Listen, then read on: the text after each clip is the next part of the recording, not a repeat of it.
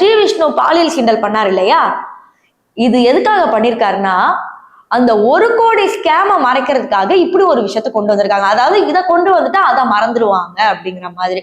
அதற்கு அந்த லாயர்ஸ் வந்து ஒரு சிசிடிவி ஃபுட்டேஜ் காமிச்சாங்க. ஸ்ரீவிஷ்ணு வந்து ஒரு பிளாக் ஷர்ட் போட்டு அந்த வீட்டுக்குள்ள போறாரு. அன்னைக்கு நடந்த டேல சொல்றாங்க, பாலியல் சீண்டல்ல கூட கண்டுபிடிச்சாங்க பாருங்க, அடிச்சு நொறுக்குனாங்களே அந்த டேல அவரு வந்து ஒரு வீட்டுக்குள்ள போறாரு. அவரு பின்னாடி அஷ்மிதாவும் வராங்க. நம்ம என்ன நினைச்சிட்டு இருந்தோம், இவங்க அடி வாங்கிட்டு இருக்கும்போது அஷ்மிதா கூடவே இல்லை, அஷ்மிதா எங்கேயோ இருக்கிறாங்க.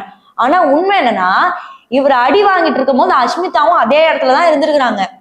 ஆனா நமக்கு தெரிஞ்சது என்ன, அஷ்மிதாக்கு எதுவுமே தெரியல, அஷ்மிதா பாவம் பாவம் அப்படின்னு நம்ம வந்து பிராண்ட் பண்ணிட்டு இருந்தோம். இதுல யாரு ஃப்ராடுன்னே தெரியல, பாக்குற மக்களுக்கு என்ன சொல்றதுன்னே தெரியல. ஒரு பாலியல் வழக்கை எந்த அளவுக்கு மீடியால கொண்டு வந்து எந்த அளவுக்கு அவங்களுக்கு ஏத்த மாதிரி திருப்புறாங்க அப்படிங்கிறது பார்த்தாவே தெரியுது. சோ எங்க இருந்துமே ஒரு கரெக்டான ஆன்சர் கிடைக்க மாட்டேங்குது. இத பேசி பேசி வளர்க்குறாங்களே தவிர இதோட முடிவு என்ன அப்படிங்கிறது தெரிய வர மாட்டேங்குது.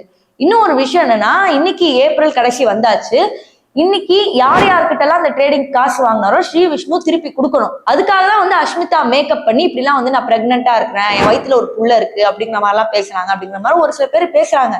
ஆனா உண்மை என்னன்னா, எல்லாரும் தனக்குத்தானே ஃபேம் வாங்கணும் அப்படிங்கிறதுக்காக தான் பேசுறாங்களே தவிர இந்த கேஸ அடுத்த கட்டத்துக்கு மூவ் பண்ணணும் அப்படிங்கிறது தெரியவே மாட்டேங்குது.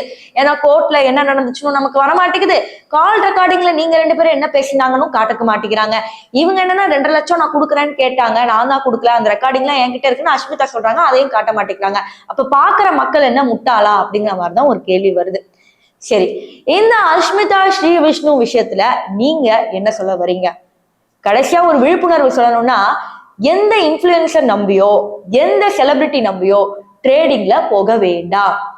அவங்க காசை வாங்கிட்டு அதை ப்ரொமோட் பண்ணிடுவாங்க, ஆனா மாற்றுறது அவங்க கிடையாது, மக்கள் தான்.